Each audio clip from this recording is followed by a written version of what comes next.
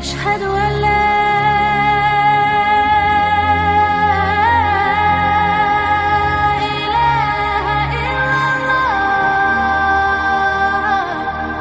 Maka kemudian beredarlah hadis Nabi SAW yang sangat-sangat mengkhawatirkan, sangat-sangat menakutkan. Saya akan bacakan hadisnya dulu. Disebutkan dalam sebuah riwayat dari Abdullah ibn Mas'ud radhiyallahu anhu, "Idza kanat sayhatun fi Ramadan fa innahu yakunu ma'ma'atun fi Syawwal wa tamyizul qabaili fi Dzil Qa'dati wa tusfaqud dima'u fi Dzil Hijjati wal Muharram wa mal Muharram yaquluha thalathan hayhat hayhat yuqtalun nasu fiha harjan wa harjan." Qulna wa ma sayhatu ya Rasulullah? Qala haddatun fi nisfi min Ramadan lailata jum'atin fatakunu haddatun tuqidun na'im wa tuqidul qa'im wa tukhrijul awatiqa min khudurihinna fi lailati jum'atin fi sanatin kathiratiz zalazili fa idza sallaitumul fajra min yaumil jum'ati fadkhulu buyutakum wa aghliqu abwabakum wa suddu kuwakum. Kemudian wadassiru anfusakum wasuddu adhanakum fa idza hasastum bis sayhati fakhirru lillahi sujjadan wa qulu subhanal quddus rabbunal quddus fa inna man fa'ala dzalika naja wa man lam yaf'al dzalika halaka.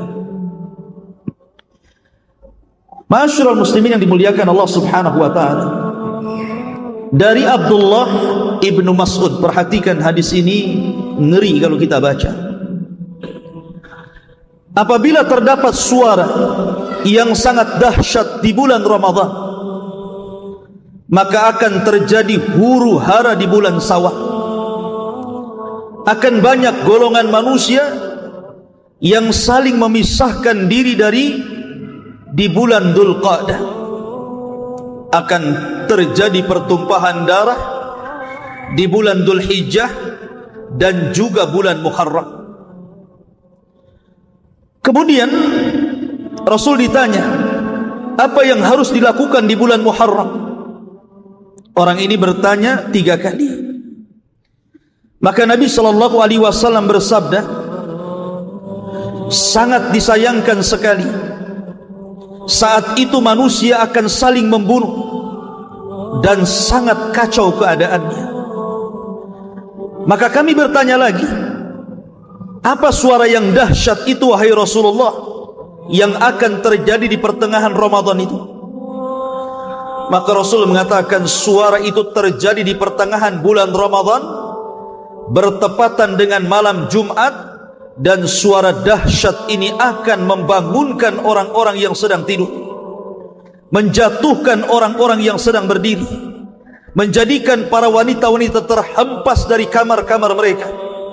Pada saat itu akan banyak terjadi gempa.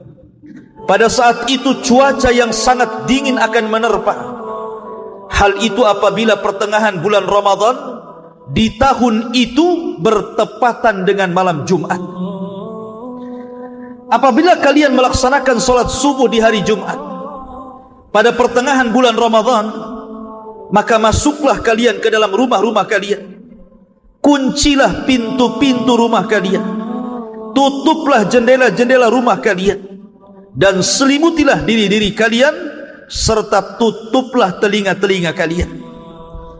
apabila kalian merasa ada suara dahsyat, maka bersungkurlah sujud kepada Allah Subhanahu wa taala seraya berzikir, Maha suci Allah, Maha suci Allah, Maha suci Allah, Maha suci Allah, wahai Rabb kami, Maha suci Allah.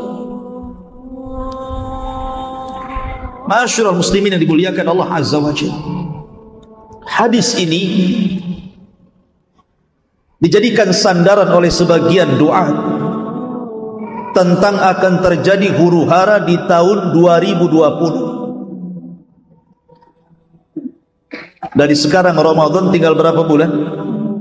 4 bulan. 4 bulan lagi. Betul. 4 atau 5? 4 bulan lagi. Masya Allah. 4 bulan lagi dari sekarang akan terjadi huru-hara dahsyat menurut hadis ini.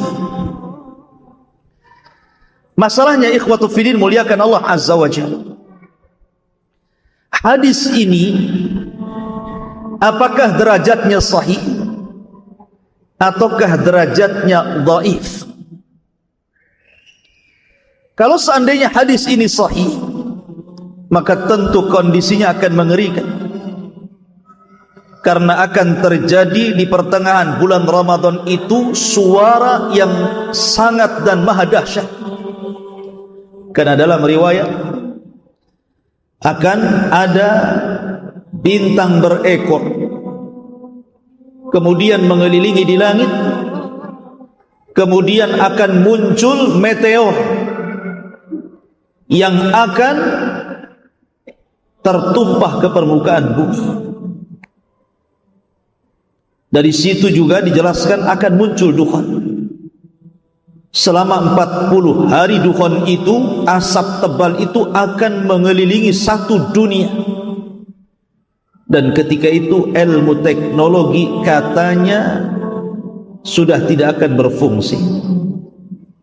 Maka dari sekarang antum harus mengambil uang-uang antum sebelum ATM macet. Dari sekarang sudah harus mengumpulkan kurma dan makanan sebelum tidak ada yang jual kurma dan beras. Ngeri tidak? Ngeri. Masalahnya ikhwatu fiddin, hadis ini memang banyak beberapa redaksi yang mirip. Di antaranya hadis Abu Hurairah radhiyallahu an, kemudian juga hadis dari Fairuz Ad-Dailami, juga kurang lebih seperti ini redaksi. Bahwa di tengah pertengahan bulan Ramadan hari Jumat akan terjadi huru-hara yang luar biasa, dan itu akan berkepanjangan sampai bulan Dzulhijjah. Bulan Dzulhijjah itu bulan orang naik haji. Bahkan di bulan Muharramnya itu akan terjadi pembunuhan yang luar biasa. Mekah ini akan bertumpah darah katanya.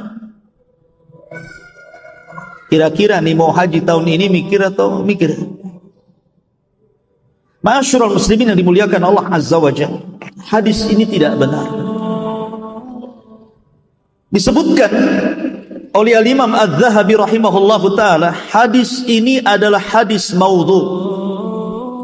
Apa arti maudhu? Palsu. Dan juga Imam Ibnu Jauzi mengomentari juga hadis yang redaksinya sama tapi dari jalur Abu Hurairah. Itu pun dikatakan haditsun maudhu'un an Rasulillah. Kata Ibnu Jauzi, hadis itu maudhu, palsu, mengatasnamakan kepada Nabi sallallahu alaihi wasallam. Kemudian juga dikatakan oleh Al-Uqaili rahimahullahu ta'ala, seorang pakar hadis, dia mengatakan laisa li hadzal hadis aslun an thiqatin wala min wajhin sabitin. Kata Imam Al-Uqaili, hadis ini tidak ada asalnya dari seorang perawi yang dianggap terpercaya, bahkan dari segi yang tetap pun tidak ada sumbernya hadis ini. Bahkan dikatakan oleh Imam Hakim sahibul Mustadrak, huwa hadithun gharibul matani, hadis ini aneh matanya. Ma'asyiral muslimin yang dimuliakan Allah, bahkan Syekh bin Baz rahimahullahu taala juga mengomentari hadis ini dan mengatakan bahwa hadis ini adalah hadis yang batil. Dan Syekh Albani juga mengatakan hadis ini maudhu, palsu. Kalau sudah tahu derajat hadis ini, mestinya siapapun yang menceritakan tentang hadis ini kan harus menceritakan tentang derajat hadis, kan gitu. Jangan disampaikan begitu saja. Sebab kalau disampaikan begitu saja, ini akan mengkhawatirkan manusia. Bayangkan coba, sebentar lagi akan terjadi api yang akan menyala di mana-mana akibat meteor yang jatuh ke bumi. Kemudian akan terjadi kepulan asap yang menjadi duhan yang akan meliputi satu dunia, dan itu 40 hari. Kemudian akan terjadi pembunuhan di musim haji. Kemudian ditakut-takuti teknologi akan mati. Coba kalau teknologi mati, ikhwatu fiddin, kita ini setiap hari dihadapkan kepada teknologi. Sekarang dokter-dokter di rumah sakit itu pakai apa? Alatnya pakai teknologi. Tukang ojek saja jadi Gojek, ya, pakai teknologi juga. Jadi semua bank-bank itu pakai teknologi, ATM pakai teknologi, semua pakai teknologi. Nah, kalau sebentar lagi tidak ada teknologi, apa ndak pusing manusia itu? Maka kalau seandainya betul-betul hadis ini sahih, ya memang sangat mengkhawatirkan. Sudah kewajiban kita untuk persiapan, kan begitu. Tapi rupanya hadis ini maudhu. Hadis ini maudhu, palsu. Jangan pernah disebar kecuali antum menyebutkan derajatnya. Hadis ini dhaif, hadis ini sahih, hadis ini hasan, gak apa-apa.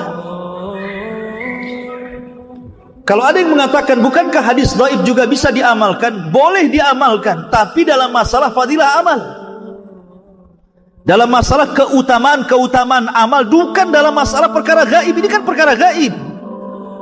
Itu pun ada syarat-syarat yang ditentukan. Seperti hadis dhaifnya itu tidak terlalu dhaif, sehingga dengan berkumpulnya banyak-banyak riwayat-riwayat yang semakna sehingga terangkat menjadi hasan di ghairihi. Kemudian dinaungi hadis yang sahih, dan kita tidak meyakini mengamalkan hadis itu.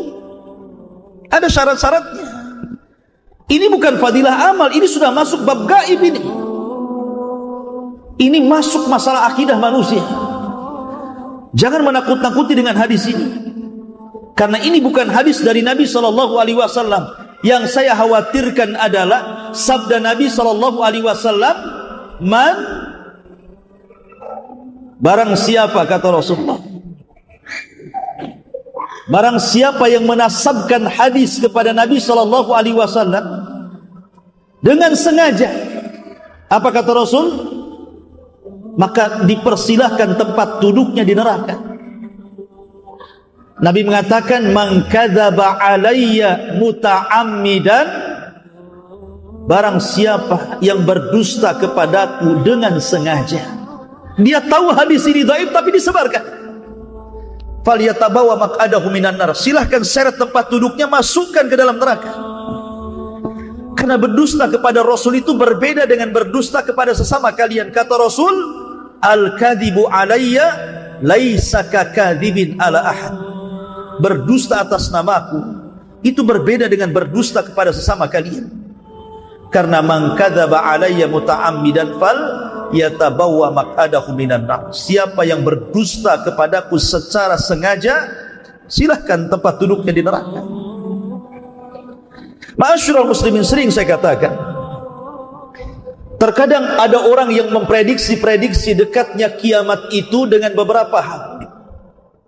Contoh dengan melihatnya negeri Saudi yang subur. Ramai kan di YouTube itu, disorot dari atas, Saudi sudah subur hijau. Padahal yang disorot itu memang daerah-daerah subur.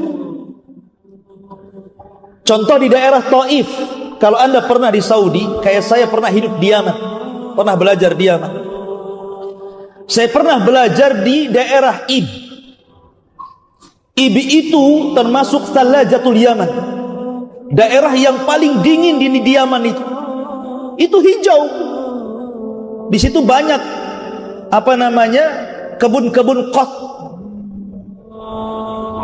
daun-daun narkoba, mungkin kalau di kita ini ganja. Di sana namanya kot. Ya. Bahkan saya pernah hidup di Ma'rib, belajar di sana. Ma'rib itu gersang, tetapi bisa jadi subur dengan perairan. Di situ ada kebun jeruk, terkadang setahun sekali ada ditanami padi gandum karena diairi. Padang pasir disulap menjadi kebun gandum. Hijau, tapi sesaat saja gitu ya. Lah di Saudi itu kalau di Taif itu memang dingin daerahnya. 10 tahun yang silam sudah hijau daerahnya. Jangan yang disuting daerah Taif, coba daerah yang lain yang gersang-gersang itu. Loh, kalau yang disorot daerah Taif memang daerah dingin, ya memang hijau di situ kan begitu ya. Ya memang dari 10 tahun itu sudah subur daerah situ. Kenapa enggak 10 tahun yang silam mengatakan Imam Mahdi akan datang, Dukhon akan datang dan begitu seterusnya, kan begitu? Kenapa baru sekarang? Ya. Nah dari sini ma'asyiral muslimin yang dimuliakan Allah Azza wa Jalla, kita harus dudukkan sebenarnya secara ilmiah. Kita yakin kiamat akan datang dan kita perlu persiapan. Karena ketika seorang Arab Badui datang kepada Rasulullah bertanya, "Ya Rasulullah, mata sa'ah?" Rasul, kapan kiamat? Rasul tidak mau jawab sampai 3 kali. Sampai Nabi SAW mengatakan, "Wa ma'a'dadta laha." Kok ini tanya kiamat, emang apa yang kau persiapkan? Maka orang ini mengatakan, "La syai'."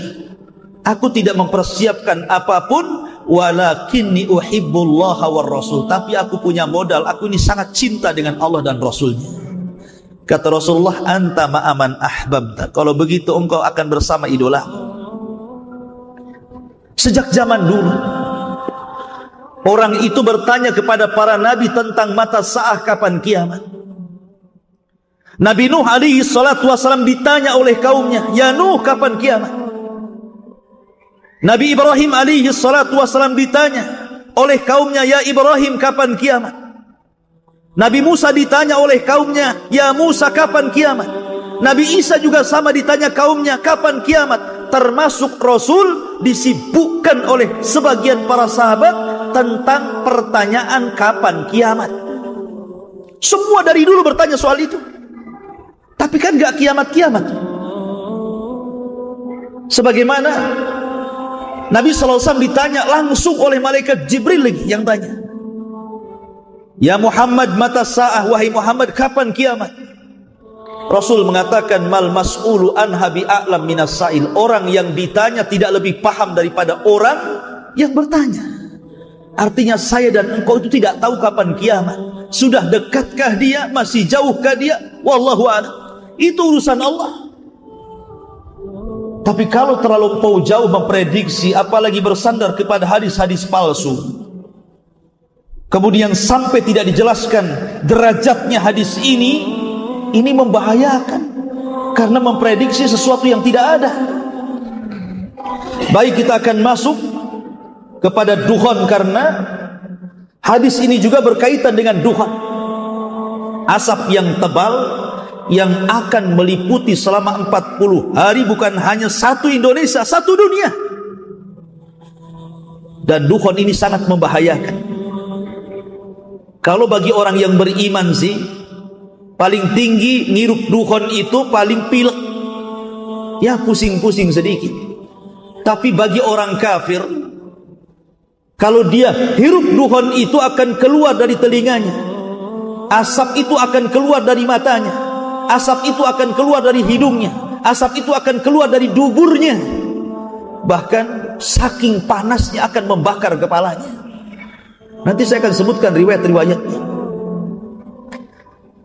Lah ikhwatu fiddin, dukhon ini bukan main-main. Ini termasuk alamah kiamat kubra, tanda-tanda kiamat besar, bukan tanda-tanda kiamat kecil. Kalau seandainya diprediksi kemudian Ramadan tahun ini kemudian akan terjadi dukhan. Ingat, tanda-tanda kiamat besar itu kalau sudah datang tidak bisa dihentikan, tidak akan bisa dihentikan, dan akan terus seperti itu sampai kiamat dibangkitkan.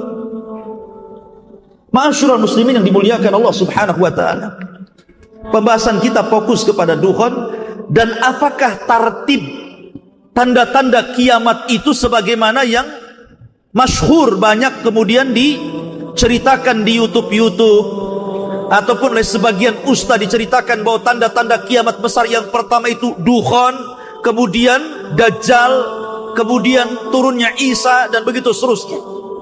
Kita akan jelaskan di sini sebenarnya tartibnya seperti apa. Ma'asyiral muslimin yang dimuliakan Allah Subhanahu wa taala, saya akan mengulas sedikit supaya ada murajaah sedikit.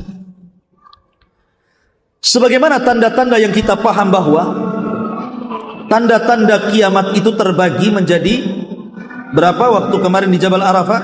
5. Tanda-tanda kiamat itu ada 5. Satu tanda-tanda kiamat yang sudah terjadi dan tidak mungkin terulang lagi. Contohnya diutusnya Rasulullah, wafatnya Rasulullah, terbelahnya bulan, wafatnya para sahabat Nabi SAW, kemudian kabar Rasul tentang peperangan di Siffin, perang antara Muawiyah dan kubu Ali radhiyallahu anhu, dan juga beberapa tanda-tanda kiamat kecil, dan ini tidak mungkin terulang, sudah terjadi dan tidak mungkin terulang. Kemudian yang banyak ini adalah tanda-tanda yang sudah terjadi dan akan terus terulang-ulang sampai hari ini. Seperti contohnya Fathu Baitul Maqdis, pembebasan Baitul Maqdis. Itu pernah terjadi di zaman siapa? Umar ibn al-Khattab. Kemudian juga terjadi di zaman Salahuddin al-Ayyubi. Kemudian nanti di akhir zaman akan dikuasai oleh Al-Imam Al-Mahdi. Nanti di akhir zaman. Apakah di tahun 2020 Imam Mahdi muncul? Sudah saya jelaskan di Jabal Arafah. Antum lihat YouTube Humairah Channel. Kemudian juga kematian yang mendadak itu akan terus terulang. Seperti apa kematian mendadak, Ustaz? Seperti lagi tenang-tenang makan, tiba-tiba gempa, mati dia ditimpa rumahnya. Tiba-tiba kena longsor, tiba-tiba ditabrak orang. Itu mati mendadak namanya, nggak sempat persiapan. Ya. Dan itu akan terulang. Kemudian munculnya Khawarij. Sejak zaman terbunuhnya Utsman, kemudian muncul melembaga di zaman Ali radhiyallahu an. Khawarij itu akan ada sampai hari ini. Bahkan Rasul mengatakan yang terakhir Khawarij itu akan mengikuti Dajjal, dan itu akan terus terulang. Kemudian juga banyaknya peperangan, pembunuhan sesama kaum muslimin, gara-gara perkara kecil bunuh-bunuhan. Bahkan yang lebih sadis, ada anak membunuh orang tua atau sebaliknya, padahal dia muslim atau muslimah. Kemudian juga diaul amanah, hilangnya amanah. Kemudian juga anak yang durhaka dengan orang tua. Kemudian orang berlomba-lomba membangun bangunan tinggi-tinggi. Kemudian juga jeleknya perekonomian. Kemudian persaksian palsu. Kemudian banyaknya orang bakhil. Kemudian diangkatnya ilmu sedikit demi sedikit. Kemudian juga seorang istri ataupun seorang suami yang durhaka kepada orang tua karena istrinya. Itu alamat kiamat juga. Suami durhaka sama orang tuanya gara-gara istrinya. Ya. Kemudian juga termasuk dihalalkannya zina, dihalalkannya sutra untuk laki-laki. Kemudian juga masjid dimegah-megahkan tapi kosong. Kemudian menara ditinggi-tinggikan, mushaf mulai ditinggalkan. Kemudian juga banyaknya orang yang hafal Quran tapi ahli fikih sedikit, para ulama sedikit. Termasuk juga ketika para pemimpin dipegang oleh orang-orang jahil. Kemudian dekatnya zaman, tahu-tahu sore, tahu-tahu siang, tahu-tahu pagi, tahu-tahu ngaca dah tua. Itu kan karena cepat zaman itu, ya. Kemudian juga terlalu dekatnya pasar. Sekarang kalau antum ke pasar, tidak perlu ke pasar. Mau pesan apa? Pizza di rumah, sudah ada aplikasinya, datang tuh, tinggal bayar. Ya. Ini terjadi perang nih di luar. Ini rame banget. Ya. Kemudian juga banyaknya dusta, banyaknya gempa, kemudian juga banyaknya gerhana, kemudian banyaknya perempuan, perempuan menyerupai laki-laki, laki-laki menyerupai perempuan, dan banyaknya fitnah di mana-mana. Ini tanda-tanda akan terulang-ulang tuh yang seperti ini. Kemudian yang ketiga, ada alamat yang belum terjadi, dan itu mendekati kepada kiamat besar, mendekati kepada tanda-tanda kiamat besar. Seperti contohnya apa? Munculnya Imam Mahdi, dikuasainya Baitul Maqdis dan akan menjadi pusat kekuatan kaum muslimin. Kemudian fitnah Ahlas, dan sudah saya jelaskan di sini, fitnah Sarrah, fitnah Duhaimah. Kemudian juga pertolongan kepada kaum muslimin yang kemudian akan dimenangkan ketika perang di Malhamatul Kubra. Termasuk juga pohon, batu akan bicara, bertasbih. Dan ini belum terjadi, dan nanti akan terjadi. Kemudian yang keempat, ataupun seperti Malhamatul Kubra, itu pun tanda-tanda kiamat. Kemudian juga manusia kembali ke panah, ke pedang, ke tombak, gitu ya. Kemudian juga apanya, kembalinya khilafah nubuah di tangan Al-Mahdi, itu juga tanda-tanda kiamat. Termasuk juga kembalinya orang Arab menyembah berhala. Termasuk juga disebutkan oleh sebagian para ulama, di mana seseorang sudah susah untuk bersedekah. Lah ini tanda-tanda kiamat belum terjadi. Kalau susah bersedekah, oh banyak orang penerima sedekah ya. Yang sedekah sekarang yang enggak ada. Ada tanda-tanda kiamat kecil itu, dia berada di tengah-tengah tanda-tanda kiamat besar. Dan itu yang keempat, seperti penghancuran Ka'bah yang sudah saya sebutkan oleh siapa? Dzu Suwaiqata, ini seorang laki-laki dari Ethiopia. Ataupun diangkatnya Al-Quran, diangkatnya mushaf dari dada-dada dan dari tulisan. Bahkan Rasul mengatakan nanti akan ada satu malam Al-Quran akan diangkat tulisannya dan hafalannya, sehingga baca Quran hilang tulisannya, oh ngapal Quran hilang hafalannya. Kemudian Islam akan hilang dan tinggal namanya. Kemudian juga akan datang seorang laki-laki dari Qahtan yang akan memimpin di akhir zaman. Termasuk juga akan datang seorang laki-laki yang dikenal Al-Jahjah, dan itu tanda-tanda kiamat kecil di antara tanda-tanda kiamat besar. Adapun tanda-tanda kiamat besar sudah ma'ruf, nanti saya akan sebutkan urutannya. Baik, kita masuk pada permasalahan kita. Dukhan. Apa itu dukhan? Di dalam Al-Quranul Karim, antum bisa baca di dalam surah Dukhan. Surah Dukhan ayat yang ke-10 sampai 16. Allah Subhanahu wa taala berfirman, "Fartaqib yauma ta'tis sama bidukhanin mubin yaghshan nas hadza adzabun alim rabbana kshif anna al-adzaba inna mu'minin anna lahumudz dzikra wa qad ja'ahum rasulun amin thumma tawalla anhu wa qalu mu'allamun majnun inna kashiful adzab qalilan innakum a'idun." Allah Subhanahu wa taala berfirman kepada Rasulullah, "Fartaqib, tunggulah wahai Muhammad pada hari di mana langit akan dipenuhi dengan asap yang sangat tebal yang akan meliputi manusia, dan inilah azab yang sangat pedih.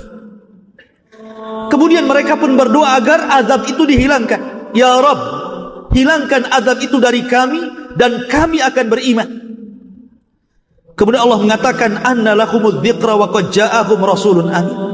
Bagaimana mungkin menerima peringatan padahal sebelumnya telah datang seorang rasul yang amanah kepada mereka. Kemudian mereka pun berpaling dan mengatakan bahwa rasul itu adalah orang gila. Maka Allah mengatakan, sesungguhnya kami yang telah menghilangkan azab, tapi kembali kalian menjadi ingkar. Yauma nabtishul batsyatal kubra inna muntakimun. Kami akan menghantam mereka dan kami akan membalas dengan balasan yang setimpal. Ikhwatu fiddin, surah Dukhan ini adalah dalil dari Al-Quran tentang adanya asap. Adapun dalam hadis Nabi SAW banyak sekali. Di antaranya adalah hadis Abu Hurairah radhiyallahu anhu. Nabi SAW bersabda, badiru bil a'mali sittan. Segeralah kalian beramal sebelum datang 6 perkara. Yang pertama, tulu'us syamsi min maghribiha, terbitnya matahari dari arah barat. Yang kedua, dukhan. Nah, di sini disebutkan dukhan. Yang ketiga, dajjal. Yang keempat, dabbah, binatang yang melata yang bisa bicara, ataupun sesuatu yang khusus ataupun yang umum bagi kalian. Kemudian hadis yang kedua, hadis Hudzaifah. Suatu ketika para sahabat sedang bincang-bincang tentang kiamat. Rasul berkata, sedang bincang-bincang apa kalian? Maka mereka mengatakan, ya Rasulullah, kami sedang berbincang-bincang tentang kiamat. Maka Rasul mengatakan, kiamat tidak mungkin tegak sampai kalian melihat 10 perkara yang merupakan tanda-tanda kiamat besar.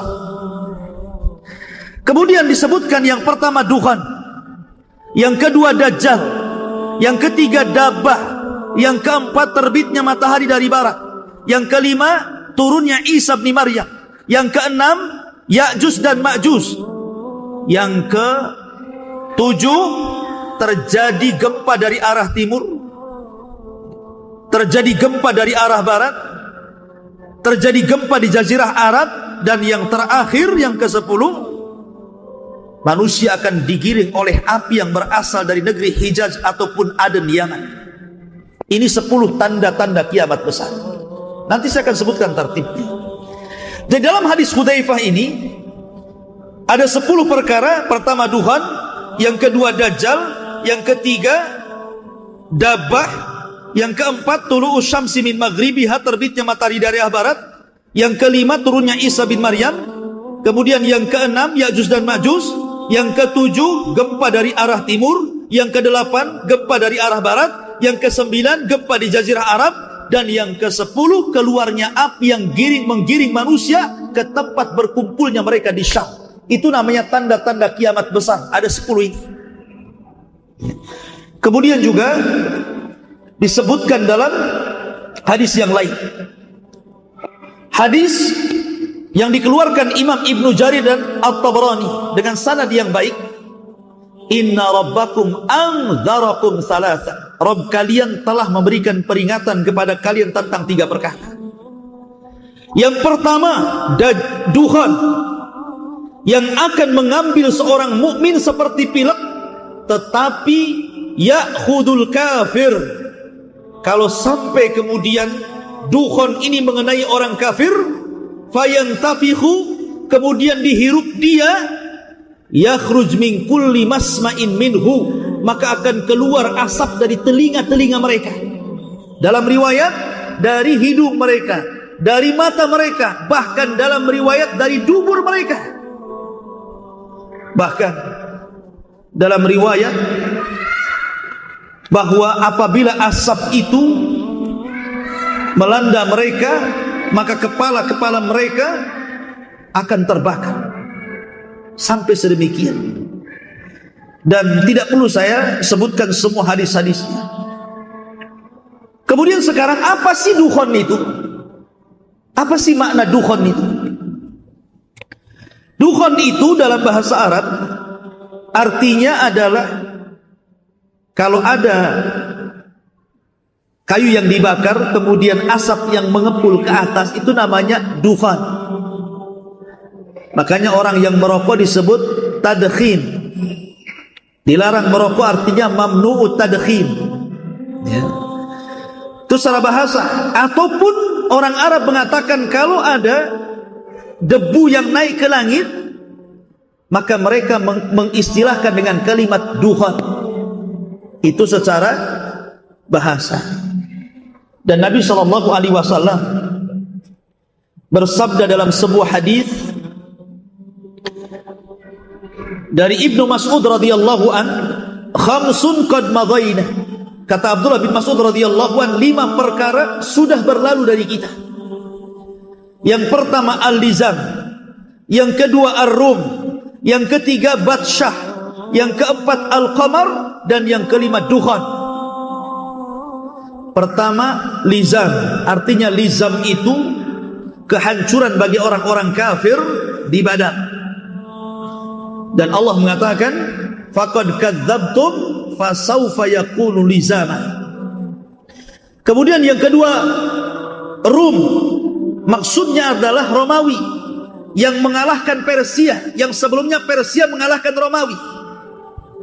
Maka Allah Subhanahu wa taala turunkan ghalabatir Rum fi adnal ardi min ba'di ghalabihim sayaghlibun, dan seterusnya ayat ini, bahwa Romawi mampu mengalahkan Persia sebelumnya Persia mengalahkan Romawi. Kemudian batsyah, juga kehancuran orang-orang musyrik di Badar. Kemudian al-qamar, bulan, maksudnya bulan terbelah menjadi 2. Kemudian dukhon. Dukhon ini juga sudah terjadi, kata siapa? Abdullah bin Mas'ud. Kapan itu? Ketika orang-orang musyrik melambat-lambatkan untuk masuk Islam. Kemudian Rasul berdoa, ya Allah timpakan kepada mereka pacaklik selama 7 tahun seperti pacaklik Yusuf. Akhirnya betul-betul ditimpakan pacaklik. Maka datang Abu Sufyan kepada Rasulullah supaya berdoa kepada Allah dan supaya Allah mengangkat pacaklik itu. Saking tidak adanya makanan, saking tidak adanya minuman, sebagian mereka hampir mati kelaparan. Kemudian mata mereka berkaca-kaca melihat ke langit itu seolah ada asapnya. Itulah yang dimaksud dukhon, kata Abdullah bin Mas'ud. Maka di sini maksudnya adalah karena tidak ada hujan, otomatis apa? Tanah-tanah yang ada di bumi ini mengepul ke langit, terbawa angin, terhempas angin, sehingga di langit itu kayak ada asap. Itulah dukhon, pernah terjadi di zaman Nabi SAW. Menurut Abdullah bin Mas'ud. Kan nanti ada khilaf tentang masalah itu. Ya. Ma'asyiral muslimin yang dimuliakan Allah Azza wa Jalla, intinya bahwa bukan itu yang dimaksud dukhon. Tapi dukhon itu adalah asap yang Allah Subhanahu wa taala ciptakan, asap yang sangat hitam yang akan meliputi satu dunia selama 40 hari. Seorang muslim pun akan pilek dan pusing walaupun sedikit. Tapi orang kafir banyak yang meninggal, tidak tahan dengan sakitnya asap itu. Bayangkan 40 hari asap itu akan turun dan menyelimuti seluruh dunia, masuk ke rumah-rumah, ke kamar-kamar, ke gua-gua, ke gang-gang, sehingga semua orang menghirup dan tidak ada yang tidak menghirup. Jadi sangat mengerikan. Makanya dukhon itu termasuk alamat kiamat besar. Taib. Sebenarnya kalau masalah dukhon, ikhwatu fiddin, riwayat-riwayat dukhon ini banyak diriwayatkan para ulama. Banyak diriwayatkan para sahabat seperti Abdullah bin Umar meriwayatkan hadis tentang dukhon. Abdullah bin Mas'ud meriwayatkan tentang hadis dukhon. Abdullah bin Abi Mulaikah, Abdullah bin Abbas, Abu Hurairah, Ali radhiyallahu an, Hudzaifah ibnul Yaman, Abu Sa'id al-Khudri, Abu Malik al-Ash'ari, Wasilah ibn Asqa, dan Hudzaifah Ibn Asid Al-Ghifari, dan banyak lagi sahabat yang meriwayatkan tentang masalah dukhan ini. Dan kitab-kitab para ulama juga banyak yang membukukan tentang masalah dukhan ini. Seperti Imam Bukhari juga dalam sahihnya menyebutkan tentang hadis-hadis masalah dukhan. Imam Muslim termasuk juga menyebutkan di dalam kitabnya bab tentang Kitabul Fitan wa Asratis Sa'a, itu menyebutkan hadis tentang masalah dukhan. Kemudian juga Musnad Imam Ahmad, Sunan Abi Dawud, Sunan Tirmidzi, Mustadrak Hakim, Mu'jam Tabrani, itu semua termuat hadis-hadis tentang masalah dukhan. Termasuk juga Imam Ibnu Katsir, baik dalam tafsirnya atau dalam kitabnya Bidayah wa Nihayah. Kemudian Imam Tabari dalam tafsirnya, kemudian Ibnu Abi Hatim dalam tafsirnya, kemudian Al-Qurtubi dalam Tazkirah, kemudian Mubarakfuri dalam Syarah Tirmidzi, dan banyak kitab yang memuat tentang masalah dukhan. Masalahnya, kapan dukhan terjadi? Apakah betul sebagaimana yang digambar-gemborkan bahwa dukhan itu terjadi nanti di Ramadan ini, bentar lagi? Dan apakah memang tartibnya seperti itu? Dukhan, kemudian Dajjal, kemudian turunnya Isa bin Maryam, dan begitu seterusnya. Ikhwan, tidak ada hadis yang menjelaskan tentang tartib. Karena hadis itu redaksi ke redaksi, itu ada yang dimulai dukhan, ada yang dimulai bukan dukhan. Yang dimulai dengan dukhan saja pakai kalimat dzakarah, menyebutkan, artinya Rasul tidak menyebutkan tartibnya seperti itu. Lalu siapa yang menyusun pertama dukhan, kedua Dajjal, ketiga Isa? Siapa? Kok muncul tartib seperti itu? Ini semua kembali kepada ijtihad para ulama. Kalau ijtihad para ulama berarti bisa benar bisa salah. Karena Rasul tidak menyebutkan 1, 2, 3, 4, 5, 1 dukhan. Enggak. Memang ada yang seperti itu, tapi dalam riwayat yang lain tidak disebutkan. Kenapa tidak disebutkan semua riwayat dukhan dulu? Kalau memang dia nomor 1. Ada memang riwayat dukhan pertama, tapi tidak semua riwayat meletakkan dukhan pertama. Ada yang meletakkan Dajjal pertama, ada yang mengatakan tulu'us syamsi min maghribiha pertama, gitu ya. Jadi tidak bisa kita pastikan mana duluan. Tetapi saya akan mengambil pendapat yang paling cantik dalam ini. Pendapat Imam Ibnu Hajar. Imam Ibnu Hajar pengarang kitab Fathul Bari, syarah daripada Sahih Al-Bukhari. Siapa yang tidak kenal Al-Hafidh Ibnu Hajar Al-Asqalani, pengarang kitab Bulughul Maram? Banyak karyanya. Apa kata beliau? Tanda-tanda kiamat besar itu terbagi menjadi 3. Tanda-tanda kiamat besar terbagi menjadi 3. Ada tanda-tanda yang menyebar di bumi, ada tanda-tanda yang menyebar di langit, dan ada tanda-tanda yang menunjukkan hanya beberapa langkah kepada terjadinya kiamat besar. Adapun tanda-tanda yang awal, kata beliau, tanda-tanda awal yang akan merubah tatanan bumi. Pertama, keluarnya Dajjal. Kemudian turunnya Isa, kemudian keluarnya Ya'juj dan Ma'juj, kemudian terjadi 3 gempa. Ini kalau 4 perkara muncul, maka akan merubah tatanan bumi. Yang kedua, tanda-tanda yang akan merubah tatanan langit dari tanda-tanda kiamat besar. Pertama, dukhan. Yang kedua, terbitnya matahari dari arah barat. Yang ketiga, keluarnya dabbah, binatang melata yang bisa bicara. Yang ketiga, yang ketiga, keluarnya dabbah itu. Ini yang akan merubah tatanan langit. Dan yang terakhir, tanda kiamat yang mendekati kepada kiamat besar. Dan itu dimulai dari api yang menggiring umat manusia dari Yaman ke Syam. Nanti manusia akan berkumpul di situ dan Allah kiamatkan. Dan ini dengan cara, jadi tartib ini kata Imam Ibnu Hajar adalah tartib yang disebutkan oleh Al-Imam At-Tayyibi. Imam At-Tayyibi ini termasuk ulama hadis, ulama tafsir, ulama bayan, dan dia yang mensyarah kitab Miskatul Masabi, dia juga yang mensyarah kitab Al-Kasyaf, dia juga memiliki khulasah dalam usulul hadis. Memang ulama besar. Dan itu disebutkan oleh Al-Imam Ibnu Hajar rahimahullahu ta'ala. Jadi posisi dukhon itu di tengah, bukan di awal.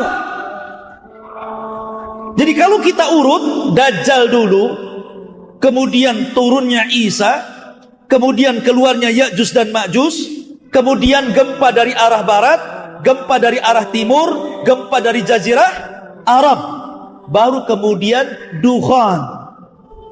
Setelah itu terbitnya matahari dari arah barat. Setelah itu keluar dabah, dan yang terakhir api yang menggiring manusia sampai ke Syam. Begitu tartibnya. Kenapa jadi dukhon dulu? Ini tartib ulama. Lah yang ini saja ijtihad ulama ini. Karena dalam masalah tartib ini ulama sangat dahsyat perselisihannya. Tidak bisa diprediksi ini yang pertama, ini yang kedua, ini yang ketiga. Semua punya prediksi masing-masing, punya tartib masing-masing maksudnya. Jadi jangan kemudian seolah-olah pasti akan terjadi dukhon di tahun 2020. Ya memang ada sebagian orang yang memastikan, ada yang kemudian tidak memastikan. Yang tidak memastikan dari segi bahasa seolah-olah memastikan masalahnya, kan begitu ya.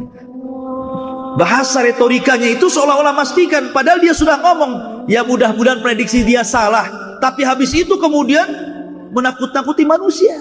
Begini, begitu, begini, harus kumpulkan kurma 1 tahun, nanti kalau kelaparan kan sudah banyak kurma, katanya. Ikhwatu fiddin, ini perkara gaib ya. Ini bukan perkara-perkara enteng, ini perkara keyakinan. Ma'asyiral muslimin yang dimuliakan Allah Azza wa Jalla. Adapun tentang masalah perselisihan dukhon, pertama ulama mengatakan bahwa dukhon itu sudah pernah terjadi. Dukhon itu pernah terjadi. Kapan? Di zaman Nabi SAW, dan itu adalah pendapat siapa? Pendapat dari Abdullah bin Mas'ud. Sudah terjadi dukhon itu. Dan pendapat Abdullah bin Mas'ud ini dikuatkan oleh Imam Ibnu Jarir At-Tabari. Dia kuatkan pendapat Ibnu Mas'ud ini, bahwa dukhon sudah terjadi dan tidak mungkin ada lagi. Sebagaimana hadis Nabi SAW, perkataan Abdullah bin Mas'ud yang tadi saya katakan, ada 5 perkara yang sudah berlalu, salah satunya dukhon. Kemudian pendapat yang kedua, dan ini pendapat kebanyakan atau mayoritas para ulama salafan wa khalafan, baik ulama salaf atau ulama yang khalaf yang sekarang, seperti dahulu Ali bin Abi Thalib, kemudian Abdullah bin Abbas, kemudian Abu Sa'id Al-Khudri, dan ini juga dikuatkan oleh Al-Hafidh Ibnu Katsir. Abdullah bin Umar juga berpendapat seperti ini ya. Dukhon itu kata mereka, anna dukhan huwa minal ayatil muntadharah allati lam ta'ti ba'd. Dukhon itu adalah tanda-tanda dari tanda-tanda kiamat besar yang belum terjadi. Kapan terjadinya? Nanti sebelum matahari terbit dari arah barat, bukan dari permulaan ya. Ini pendapat yang kedua. Pendapat yang ketiga menggabungkan 2 pendapat ini, bahwa dukhon itu ada 2. Ada dukhon yang sudah terjadi di zaman Rasul, dan ada dukhon yang merupakan tanda-tanda kiamat, dan itu akan terjadi nanti. Dan ini adalah pendapat An-Nawawi, kemudian Imam Qurtubi dalam tafsirnya, dan juga At-Tabari juga menguatkan pendapat ini. At-Tabari punya 2 kata-kata. Dia menguatkan pendapat Abdullah bin Mas'ud, dan juga dia menguatkan pendapat ini. Ma'asyiral muslimin yang dimuliakan, tetapi yang rajih wallahu a'lam, boduhan itu belum terjadi. Kalau ini maksud tanda-tanda kiamat besar, belum terjadi. Baik, kita akan bercerita tentang tartib dari tanda-tanda kiamat.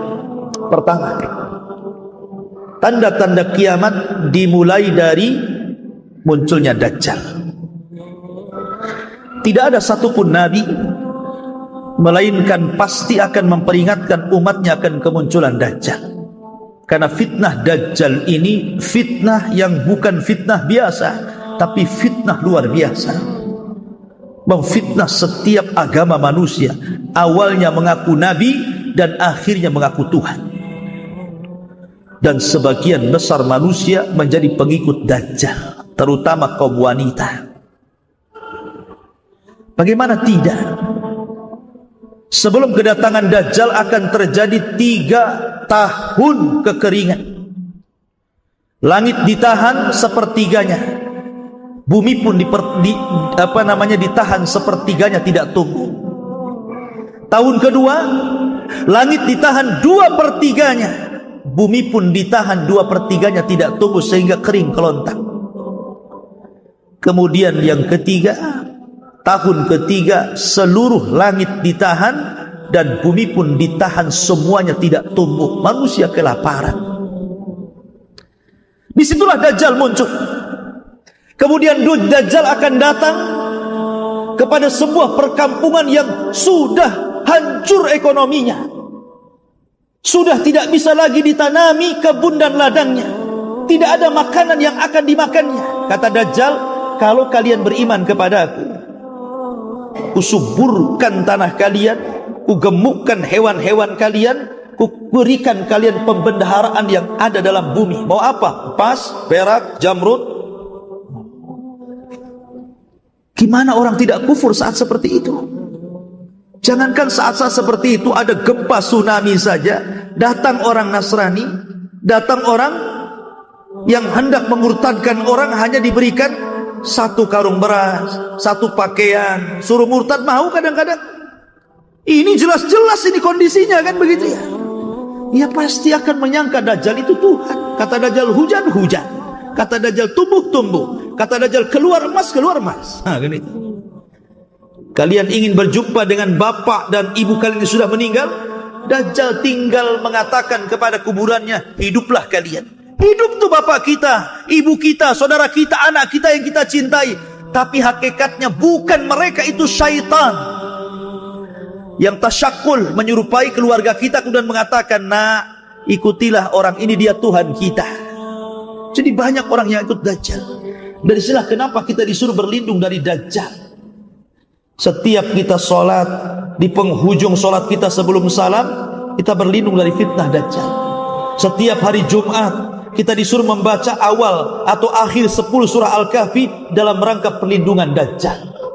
Jadi Nabi SAW sudah mengatakan fitnah ini besar. Kata Rasul, kalau aku hidup ku bunuh Dajjal, tapi kalau seandainya aku meninggal, kalian yang akan melawan Dajjal, dan kalian tidak akan sanggup. Karena Dajjal tidak bisa mati kecuali seorang Nabi yang membunuhnya, Isa bin Maryam. Kemudian Dajjal berhasil mengalahkan Imam Mahdi, sehingga Imam Mahdi harus tinggal di Bukit Tur dan para prajuritnya yang bersembunyi. Ketika kemudian tidak ada jalan lain kecuali harus jihad, mati syahid atau hidup mulia, maka ketika menjelang subuh turunlah Isa bin Maryam. Tugasnya Isa itu yang pertama kali membunuh Dajjal. Selama 40 tahun dia akan tinggal di bumi. Lain dengan Imam Mahdi 7 tahun saja. Tugas pertama membunuh Dajjal. Baru ada tugas yang lainnya, membunuh babi, mematahkan salib, dan akan memimpin kaum muslimin, dan akan memasukkan Islam sebagian ahli kitab. Wa in min ahlil kitab illa la yu'minanna bihi qabla mautihi. Dan sebagian ahli kitab itu akan beriman kepada Islam sebelum kematian Isa. Dan Isa akan memimpin kaum muslimin setelah meninggalnya Imam Mahdi. Ketika di zaman Isa inilah, belum lagi Isa wafat, Allah kemudian hancurkan benteng yang dibangun oleh Dzulqarnain. Di balik benteng itu ada dua kabilah besar. Satu kabilah Ya'juj dan yang kedua kabilah Ma'juj. Jumlah mereka banyak. Satu di antara kita 999 dari mereka. Banyak. Kata Rasul, kaum ini tidak bisa diperangi dan tidak bisa dibunuh, saking banyaknya. Sehingga kemudian banyak orang-orang yang di luar rasnya dibantai, dibunuh dan dimakan. Kanibal.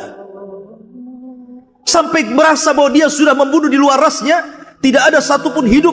Orang-orang yang hidup di bumi, dia sombong kemudian menatap langit dan mengatakan, qatalna man fil ardi sanaqtuluhu man fis sama. Kami sudah membunuh semua orang yang ada di bumi, kau juga ya yang di langit kami akan bunuh juga, katanya. Maka mereka mengarahkan tombak, panah, lembing, dilempar. Wa makaru makran wa makarna makran wallahu khairul makirin. Mereka hendak membuat makar, Allah pun buat makar. Panah mereka disedot sampai tidak kelihatan di balik awan. Kemudian dikembalikan lagi seolah-olah ujungnya sudah berlumuran darah. Pada Allah sengaja membuat itu, tidak ada orang yang mati. Maksudnya tidak ada makhluk yang mati di langit. Tapi mereka makin sombong seolah-olah sudah membinasakan orang yang di langit. Maka disitulah Allah tampakkan kekuatannya. Allah kirim satu makhluk kecil namanya Naghaf, ulat, masuk di tengkuknya, satu mati-mati semua. Gitu. Allah kok dilawan? Mana ceritanya? Siapa yang bisa melawan Allah? Ketika Ya'juj dan Ma'juj habis semuanya meninggal dunia karena diazab oleh Allah Subhanahu wa taala dengan ulat, maka kemudian Allah kirim burung-burung besar mengangkat jasadnya, dilempar tah ke mana wallahu alam, tah ke lautan, tah berantah di mana. Tapi kemudian Allah turunkan hujan, Allah bersihkan lagi bumi sehingga Isa bin Maryam dikembalikan lagi dalam kehidupan yang luar biasa. Tuba liman asya ba'dal masih. Beruntung orang-orang yang hidup di masa Isa bin Maryam hidup, di mana cangkang delima bisa masuk orang di dalamnya. Belum tahu cangkang delima? Sebesar apalah delima itu? Kalau cangkangnya orangnya bisa masuk, berarti delimanya besar. Seperti itu buah-buahan itu. Berarti kalau buah durian antum bisa tidur tuh di cangkangnya itu. Artinya bahwa itu barokah, betul-betul barokah. Dikembalikan lagi bumi itu sebagaimana aslinya, berkah di mana-mana. Sampai Isa bin Maryam kemudian meninggal dunia.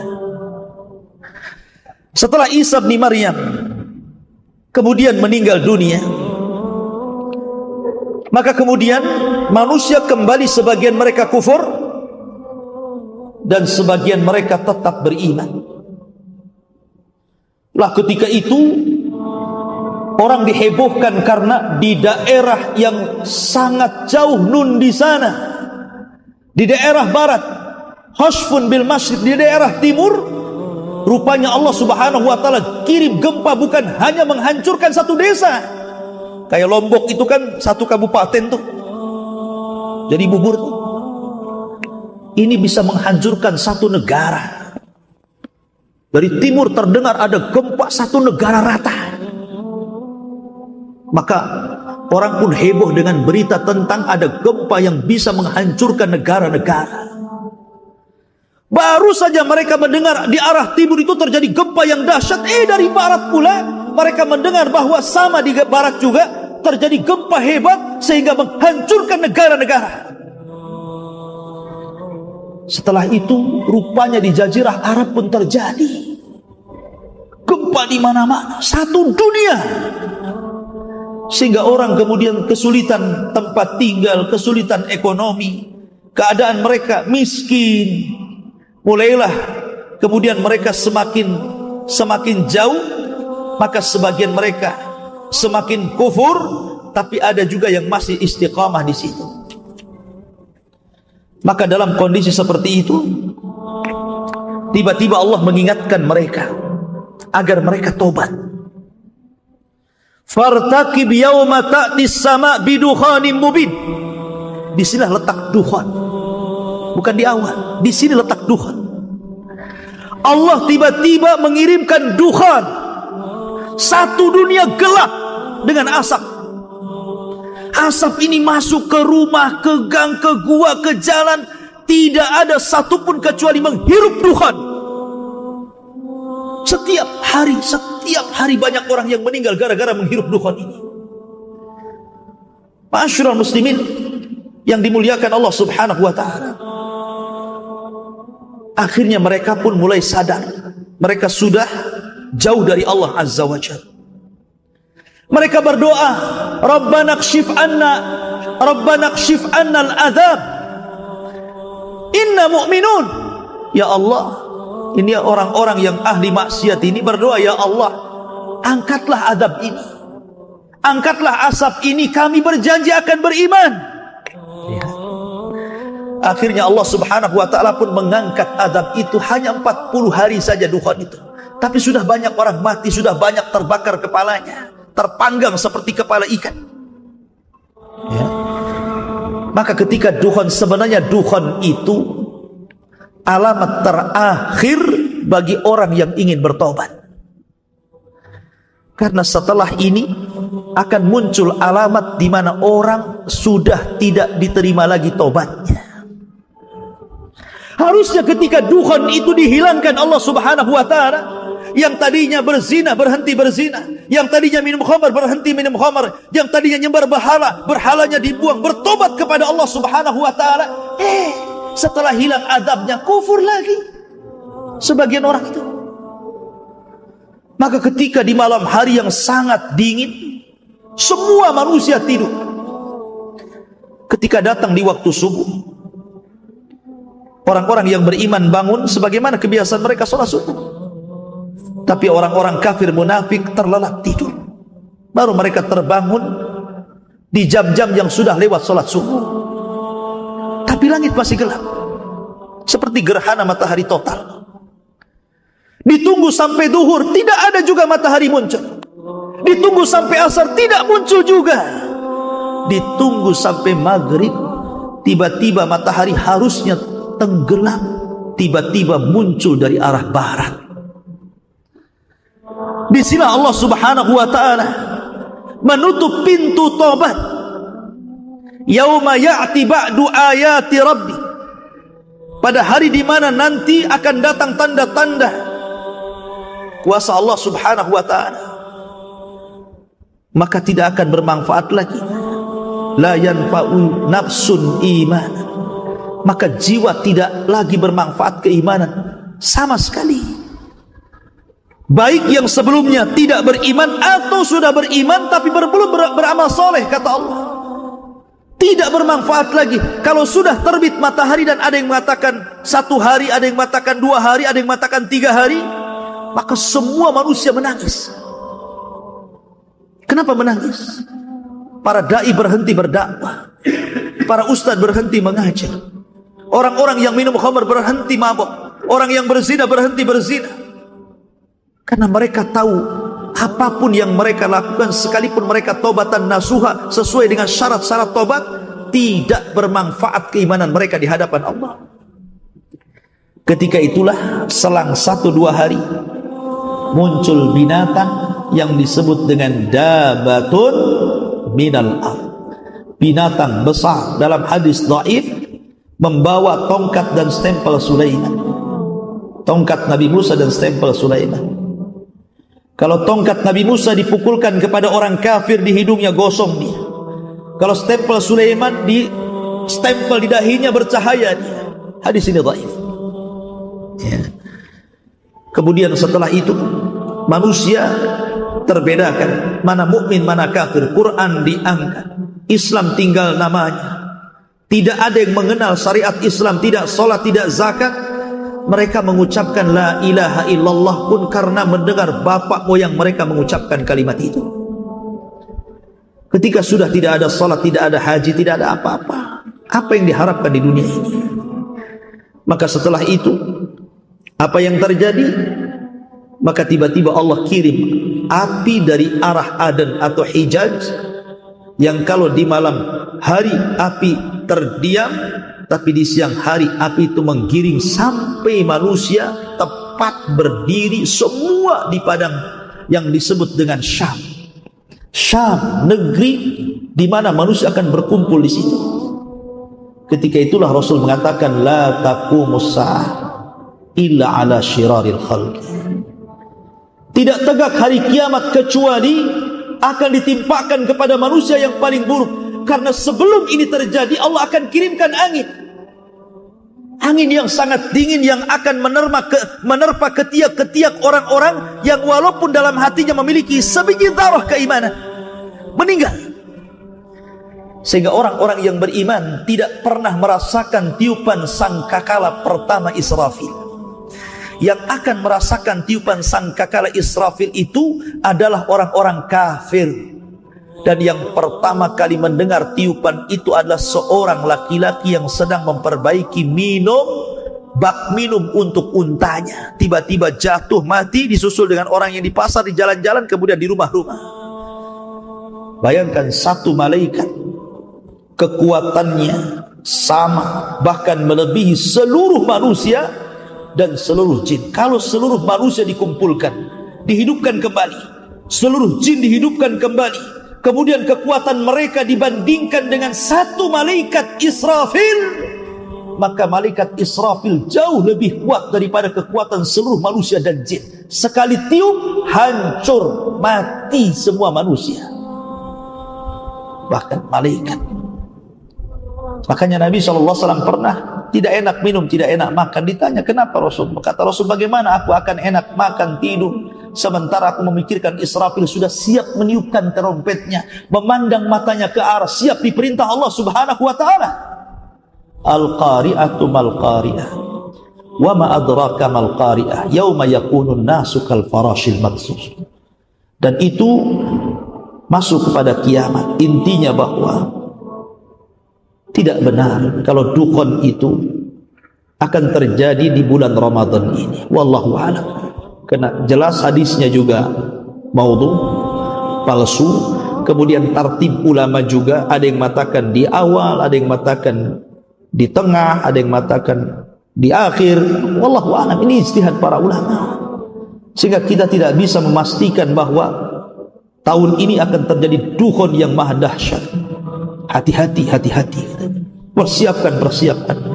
Ya betul, kita harus persiapan.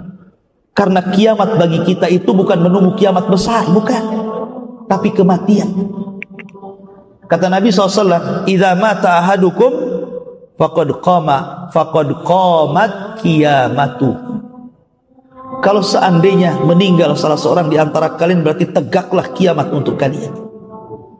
Jadi kita mempersiapkan bukan untuk kiamat besar, bukan, tapi untuk kematian kita.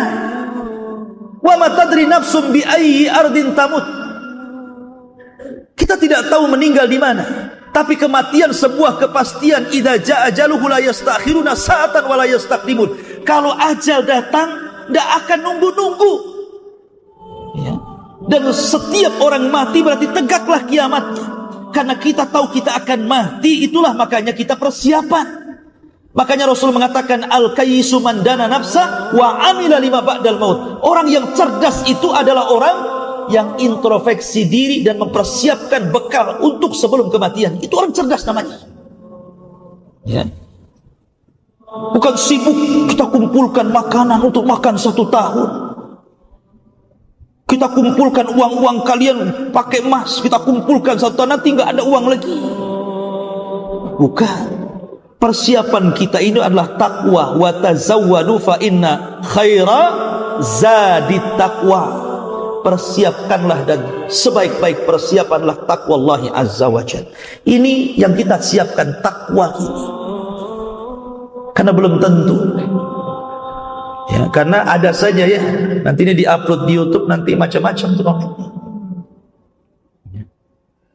macam-macam kan, seolah-olah kalau yang mungkin mengatakan tahun ini akan terjadi kiamat, ketika kita ngomong begini seolah-olah kita ini nggak percaya dengan kiamat. Tidak, kita percaya kiamat. Siapa yang tidak percaya kiamat? Cuman kan kiamat ini rahasia Allah. Tidak tahu, Jibril aja tidak tahu kok. Ya. Kemudian mereka mengatakan bahwa ini sebentar lagi akan kiamat, karena tanda-tanda kiamat besarnya ini sudah insya Allah tahun ini akan muncul nih. Dan itu karena apa? Berawal dari memprediksi umur umat manusia atau kaum muslimin itu dari 1500 tahun, supaya sama angkanya, maka kemudian diurut dari sekarang. Kalau tidak nanti akan lewat dari 1500 tahun kan ya, jadi harus pas dengan angkanya itu. Masalahnya kalau terjadi kan mengkhawatirkan, ya kita bertobat kepada Allah. Kalau enggak terjadi, sementara dia sudah berkuar-kuar ke sana kemari membawakan hadis-hadis maudhu umpamanya, maka kita semua yakin percaya bahwa kiamat akan datang. Bahkan kita persiapan itu untuk kiamat kita sendiri, yaitu kematian. Dan itu pasti. Ya, terkadang saling menghujat di komen itu, tidak perlu saling menghujat. Kita masing-masing belajar, masing-masing beramal. Ya, perbanyak belajar, karena biasanya yang komen itu kan karena kurang ilmu, hanya terpengaruh model semangat tak tentu pasal, kata orang Melayu. Tahu semangat tak tentu pasal itu? Semangat itu harus dibarengi dengan ilmu. Ya, jadi semua ada pembahasan dari para ulama, sehingga tidak bisa kemudian merasa bahwa kiamat ini pasti terjadi. Ya, bisa terjadi, bisa tidak. Itu rahasia Allah Subhanahu wa ta'ala.